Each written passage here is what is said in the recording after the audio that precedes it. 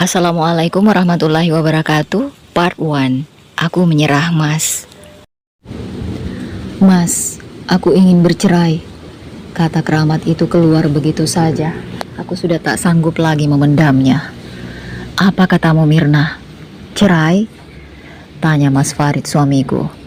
Ia seperti tak percaya dengan apa yang kukatakan. Ia kaget mendengar ucapanku.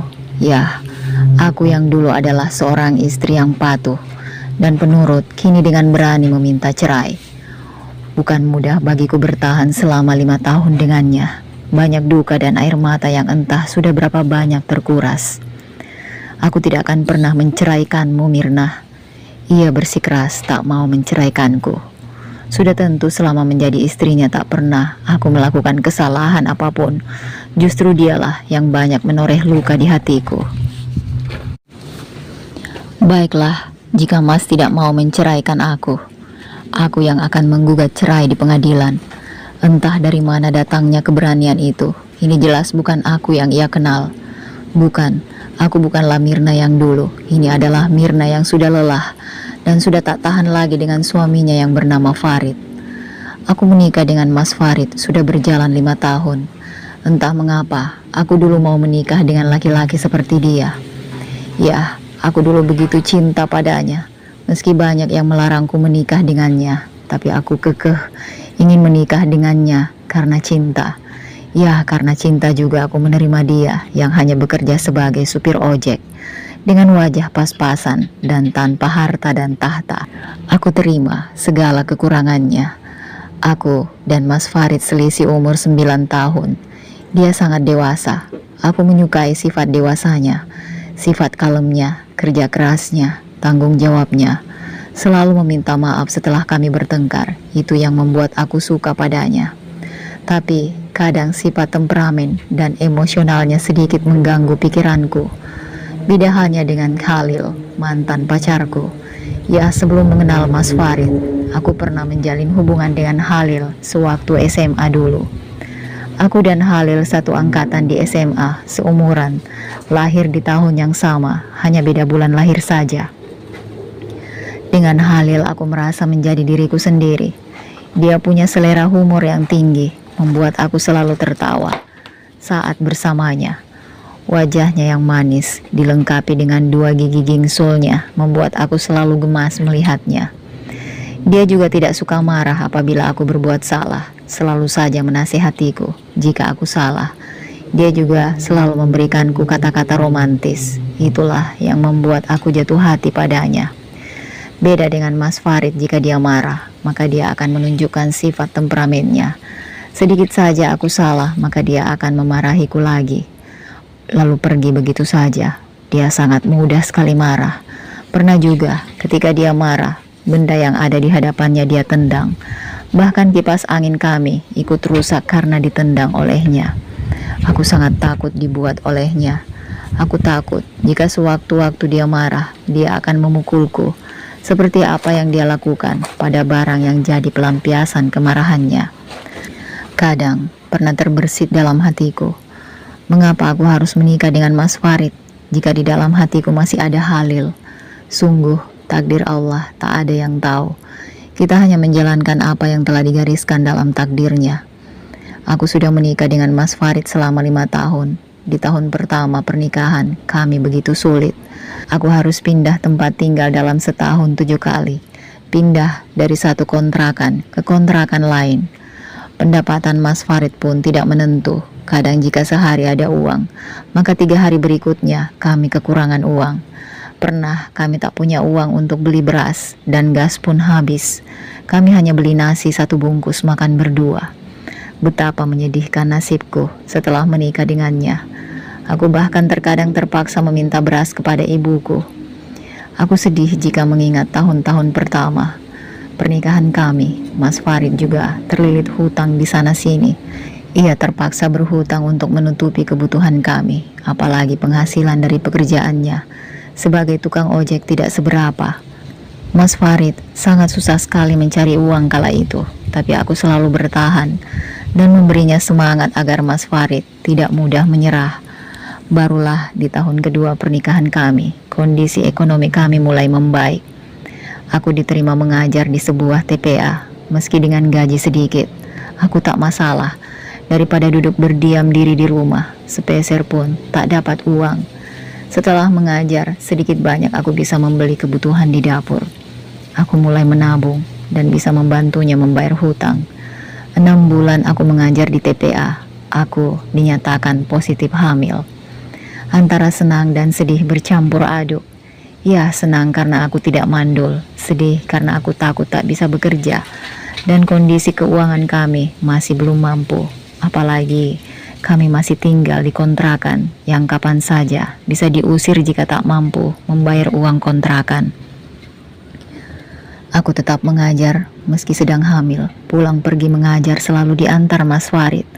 Karena kelelahan dan kecapean, aku harus masuk rumah sakit karena ketubanku merembes dan tinggal sedikit. Setelah keluar dari rumah sakit, aku terpaksa berhenti dari mengajar. Mas Farid melarangku bekerja demi keselamatan calon anak kami. "Mir, kamu berhenti mengajar dulu ya. Kasihan anak kita kalau kamu terlalu capek. Mas gak mau anak kita kenapa-kenapa," ucapnya kala itu melarangku mengajar. Meski berat, terpaksa aku menuruti keinginan suamiku. Aku berhenti mengajar. Dengan begitu, otomatis aku tidak mendapat penghasilan lagi. 9 bulan telah berlalu.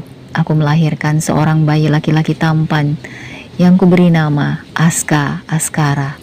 Aku menangis saat pertama melihat wajahnya. Aku takut anakku nanti hidup susah seperti ayah dan ibunya. Semoga kamu jadi anak yang soleh ya nak, yang berbakti pada orang tua. Setelah anak pertama kami lahir, kami memberanikan diri membangun rumah, meskipun di atas tanah sewa.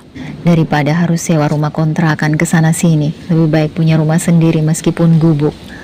Di tahun ketiga pernikahan kami, kehidupan kami terasa lengkap. Apalagi putra pertama kami sudah berumur 1 tahun, bisa berjalan dan mengoceh, membuat hari-hari semakin berwarna. Namun, sifat Mas Farid semakin lama semakin tampak aslinya. Dia lebih sering marah-marah, emosi, bahkan suka banting pintu. Jika saat dia pulang, rumah dalam keadaan berantakan, dia pasti marah-marah. Bagaimana rumah bisa bersih? Si kecil kami sedang aktif-aktifnya. Segala benda dia pegang lalu dihamburkan. Lalu saat dia pulang, aku masih dengan daster kumal dan rambut acak-acakan, dia pun akan marah. Apalagi tubuhku yang semakin gemuk setelah melahirkan, dia pun semakin uring-uringan. Kadang aku lelah, capek, dan ingin istirahat sehari saja. Istirahat dari segala rutinitas ibu rumah tangga. Aku ingin sekali sehari saja tak mencuci, tak memasak, tak menyapu, tak belanja, tak buat kue ke warung. Tapi semua itu hanya ada dalam hayalanku saja. Jika sehari saja aku sakit, maka rumah akan berantakan. Anak tak ada yang urus, makanan tak ada yang memasak, baju kotor di mana-mana, rumah kotor, anak kelaparan, suami marah-marah. Itulah mengapa aku merasa kehidupan rumah tanggaku sudah sangat melelahkan bagiku. Suami, apa ia tak membantu? Dia pergi pagi, pulang sore. Hanya malamlah waktu dia di rumah. Dan jika saat dia di rumah, kondisi rumah seperti kapal pecah karena ulah anak lelakinya, maka siap-siap aku dimarahinya. 3 tahun pernikahanku dengan Mas Farid, banyak yang pahit kurasa ketimbang yang manis. Bayangkan, baru beberapa bulan menikah dengannya, dia sudah menjual cincin kawin pernikahan kami. Ya, meski hanya 6 gram saja, tapi bagiku itu sangat berharga. Ia menjual cincin kawinku dengan alasan ingin bayar hutang. Katanya saat melamar dan menikahiku dulu, dia berhutang uang pada temannya yang rentenir. Aku baru tahu itu setelah menikah dengannya. Ah, betapa bodohnya aku. Awalnya aku tak setuju ia menjual cincin kawinku. Karena itu adalah benda sakral lambang pernikahan kami. Lambang harga diri seorang wanita yang sudah diperistri. Tapi ia berkata, "Kalau Mas gak bayar hutang itu, maka Mas akan dipenjara, Dek." Kata-katanya bagaikan godam menghantam ulu hatiku. "Apa Mas? Mas akan dipenjara? Kenapa Mas berutang sama orang seperti itu?" Mas nggak ada pilihan lain, Dek. Itulah jalan satu-satunya agar kita bisa menikah, ucapnya memberi penjelasan yang tak diterima oleh akalku. Mas, bukankah abang-abangmu ekonominya berkecukupan? Kenapa Mas tak minta pinjam uang sama abang-abang Mas saja? Memang benar, abang-abangnya sudah mapan semua, kecuali abangnya yang paling bungsu. Dek, hubungan Mas dengan abang lagi kurang baik. Mana mungkin mereka mau minjamin abang uang? Apa Mas sudah pernah coba meminjam? Tanyaku menelisik sudut matanya. Ada keraguan dalam dirinya. Belum. Belum kan? Kenapa nggak Mas coba pinjam sama abang-abang Mas? Kan nggak akan kayak gini jadinya. Sudahlah Dek, jangan berdebat. Mas lagi pusing nyari uang buat bayar hutang. Mas, aku nggak sedang ajak berdebat, tapi Mas nggak berhak menjual cincin kawin ini. Ini adalah milikku sepenuhnya, ucapku sambil bersimbah air mata. Jujur, aku tak ikhlas jika ia menjual cincin kawinku. Apalagi yang cuma secuil ini, sungguh aku tak rela. Dek, kamu mau Mas dipenjara, ucapnya tak kalah sengit. Itu salahmu sendiri Mas, kenapa kamu hutang sama rentenir?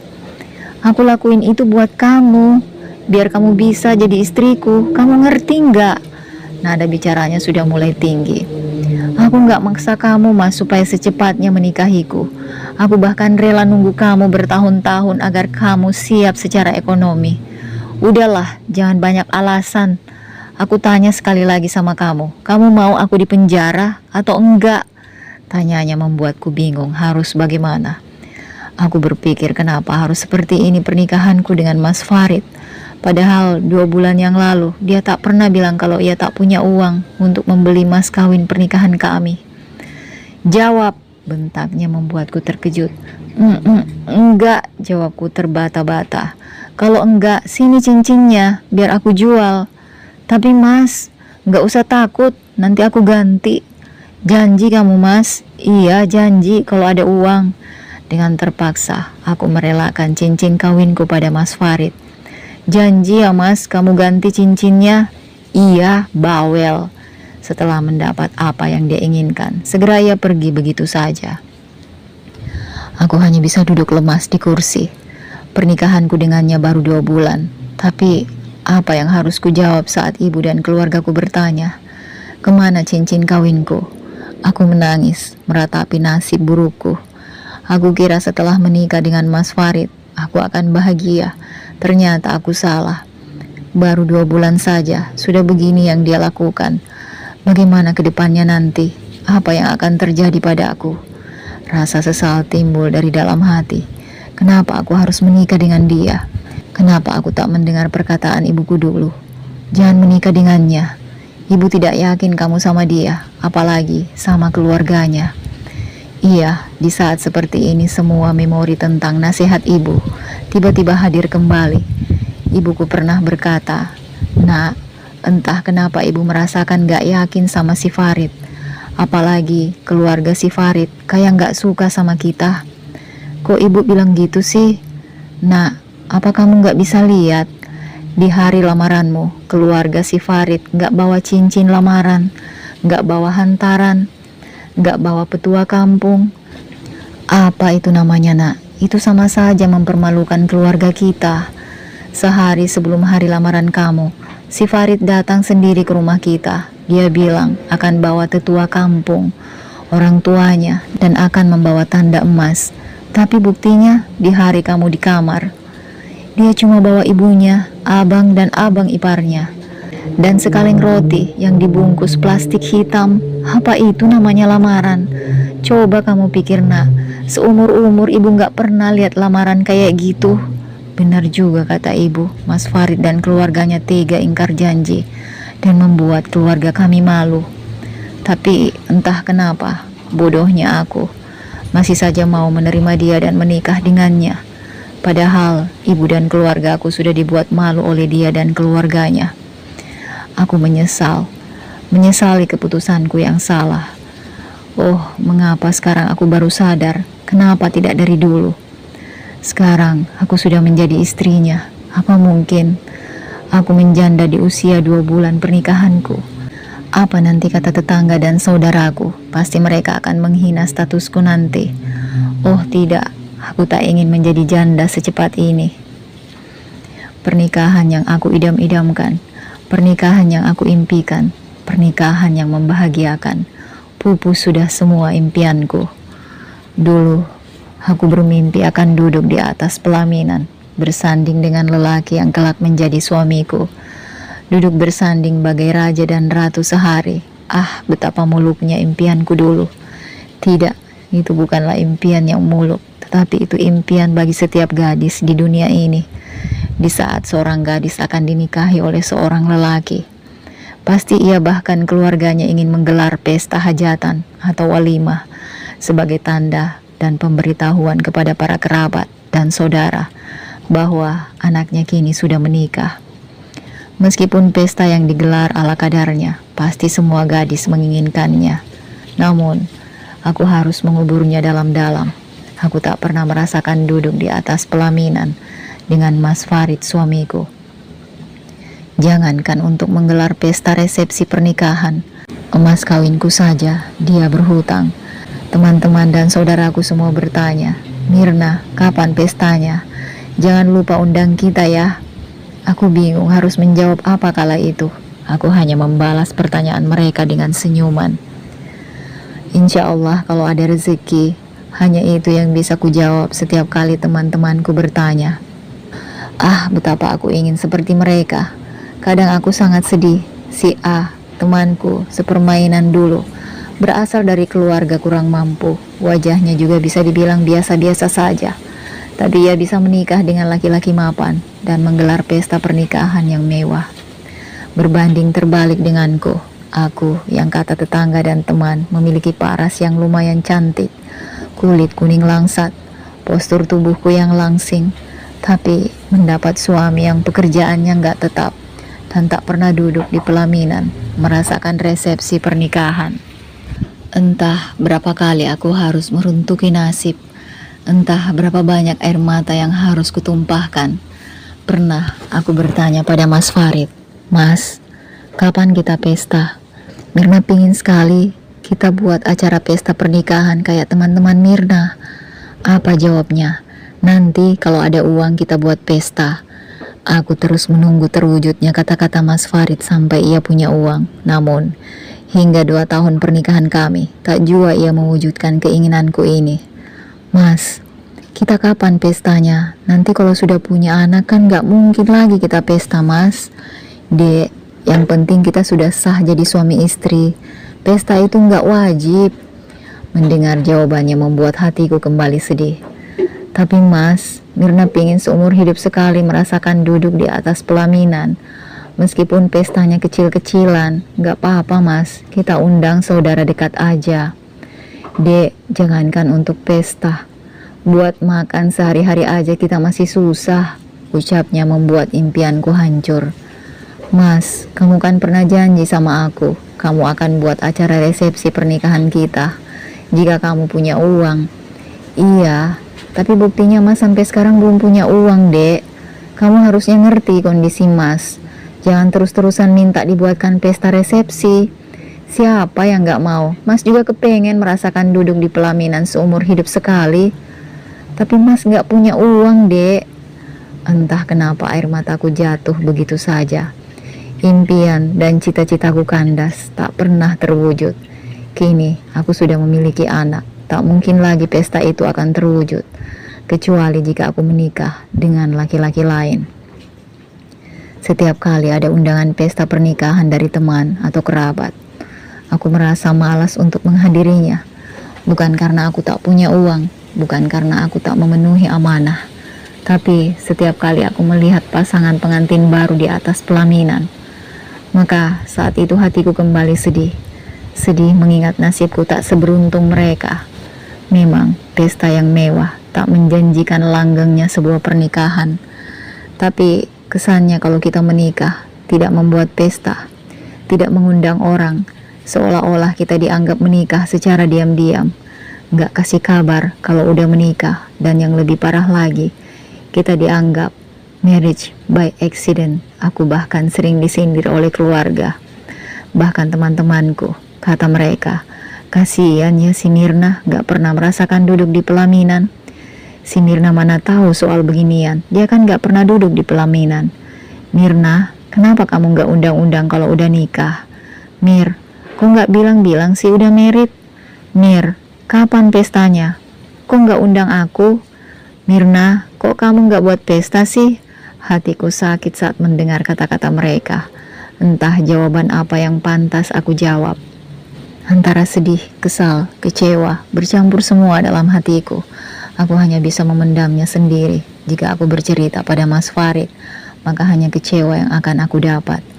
Bercerita soal pesta padanya sama saja menghancurkan impian berkali-kali.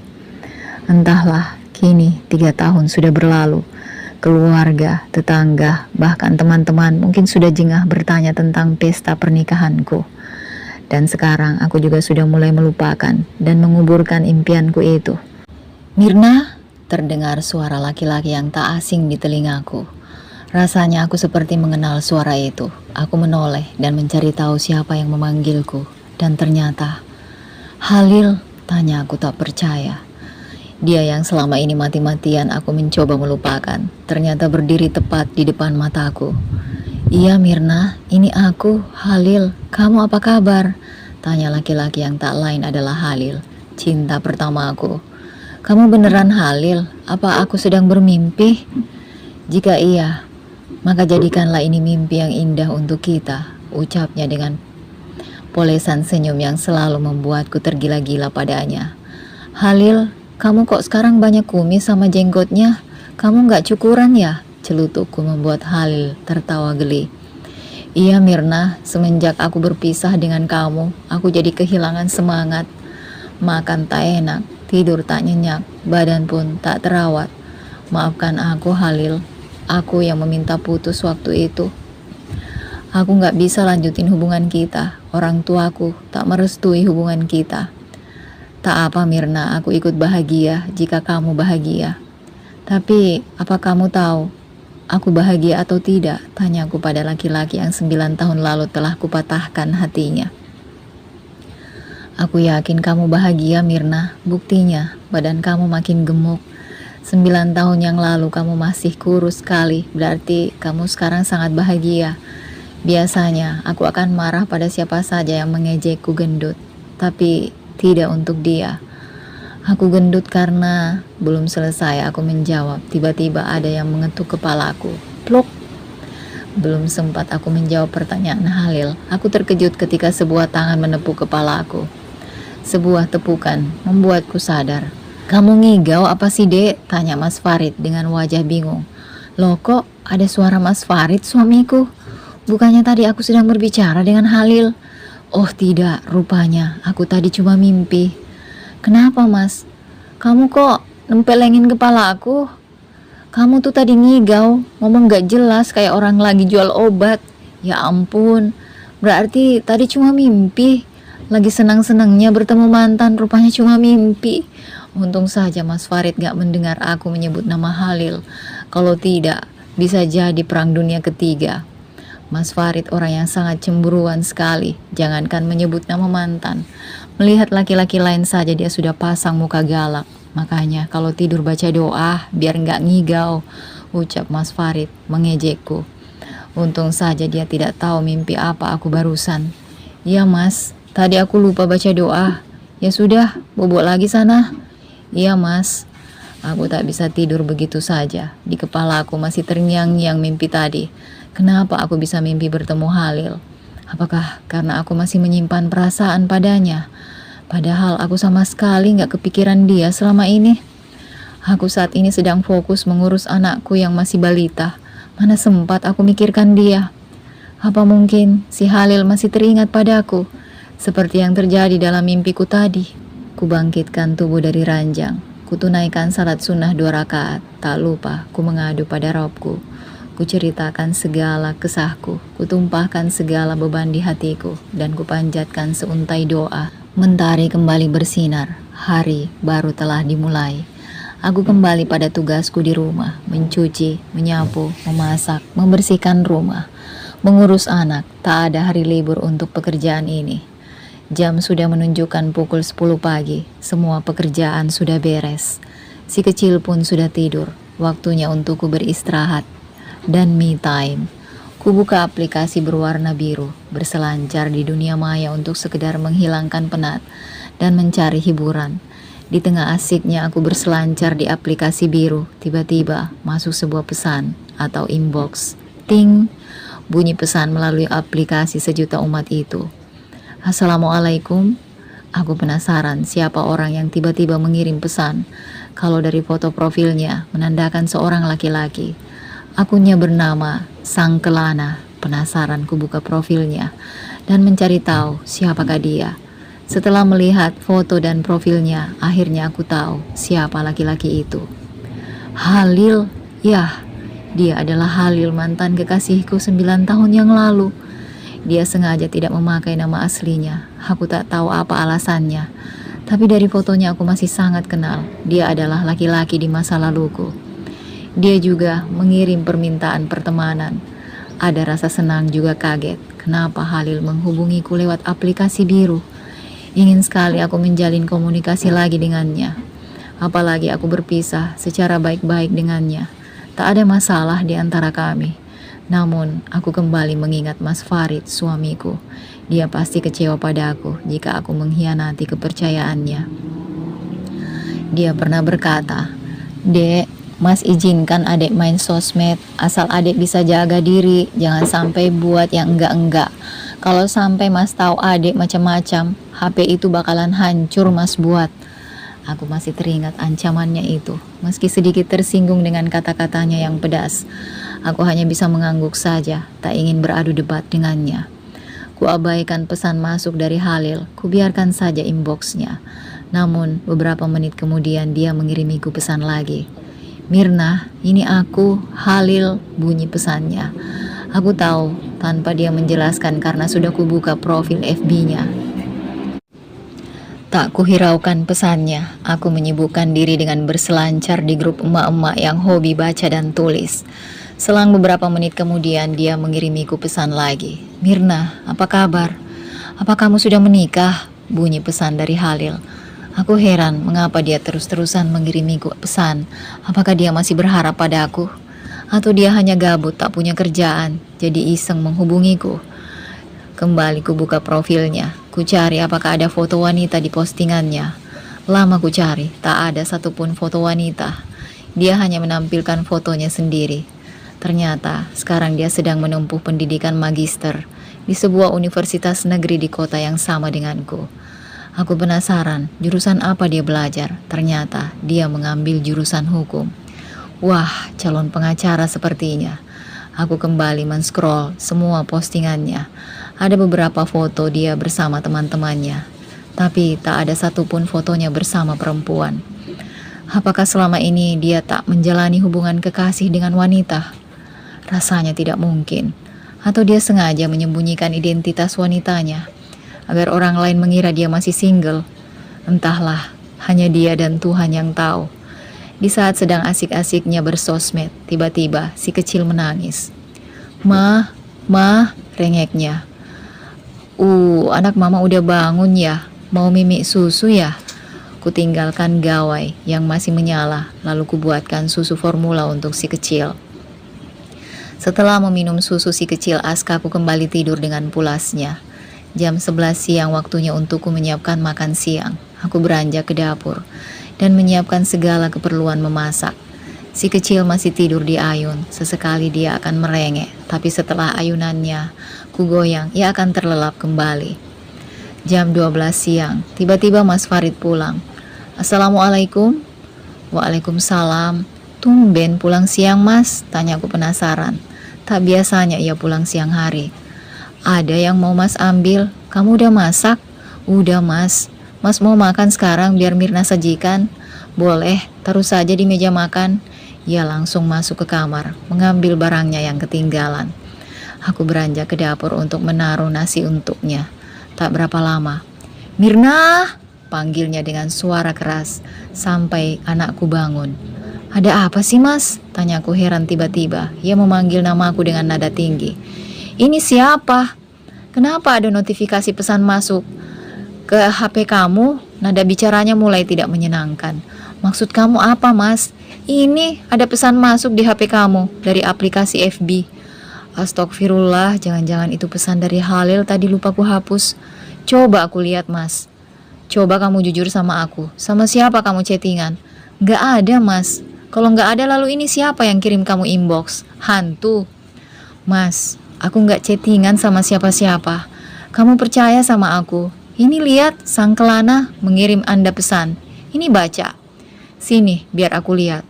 Enggak, kamu udah mulai macam-macam sekarang. Mas lihat dulu isi pesannya. Jangan marah-marah terus. Kamu lihat aku ada balas tidak pesan dia? Mas Farid mengecek isi gawaiku. Dia thread layar Android ke atas ke bawah. Ia cari pesan yang masuk ke aplikasi biru di gawaiku. Ada nggak aku balas inbox dia? Nggak ada kan? Siapa Sang Kelana ini? Aku nggak tahu, jawabku singkat. Jangan bohong. Aku nggak tahu, Mas. Ini dia bilang namanya Halil. Yah, berarti nama dia Halil. Aku mana tahu. Kan nggak aku tanggepin pesan dia. Apa dia kenal sama kamu? Kenapa dia tanya kamu udah nikah apa belum? Mungkin kawan aku waktu sekolah dulu, Mas. Jangan bohong kamu. Buat apa aku bohong, Mas? Kamu baca aja sendiri pesan dia. Mulai sekarang kamu gak boleh pakai HP lagi. HP ini aku sita. Loh, Mas, kamu gak bisa gitu dong. Aku beli HP itu pakai uang hasil jualan kue. Bukan uang dari kamu, Mas. Kamu gak berhak main sita begitu aja. Ini karena kamu udah macem-macem. Macem-macem gimana? Aku kan gak ngapa-ngapain, Mas. Aku gak balas inbox dia. Gak, kamu gak boleh pakai HP Android lagi. Mulai sekarang kamu pakai HP jadul aja yang gak ada kameranya. Kok kamu gitu sih, Mas? Itu kan HP ku. Mau dengar suami gak? Kamu mau jadi istri durhaka? Tapi Mas, gak ada tapi-tapian. Mulai sekarang kamu gak boleh pakai HP ini lagi, ucapnya sambil membawa HP ku bersamanya. Mas, kamu mau kemana? Mau aku jual HP ini? Jangan, Mas, itu barang berharga aku satu-satunya. Oh, lebih berharga ini daripada suamimu? Bukan gitu, Mas. Udah, sana, aku mau pergi. Mas, jangan jual HP-ku. Lebih baik aku jual atau ku banting, tanyanya membuat dadaku kembang kempis. Tak kusangka ia begitu emosi dan marah tanpa mendengar penjelasan dariku. Jawab. Mas, kamu dengerin penjelasan aku dulu. Aku gak macem-macem, Mas. Alah, aku gak mau dengar apa-apa lagi. Sekarang kamu jawab, mau aku jual HP ini atau aku banting sampai gak bisa kamu pakai lagi? Jual, ucapku sambil berurai air mata. Dia pun pergi tanpa menyantap makanan yang telah kuhidangkan di atas meja makan. Aku menangis, sakit, sedih, dan kecewa. Kesalahan apa yang telah kuperbuat? Kurasa aku tak melakukan salah padanya.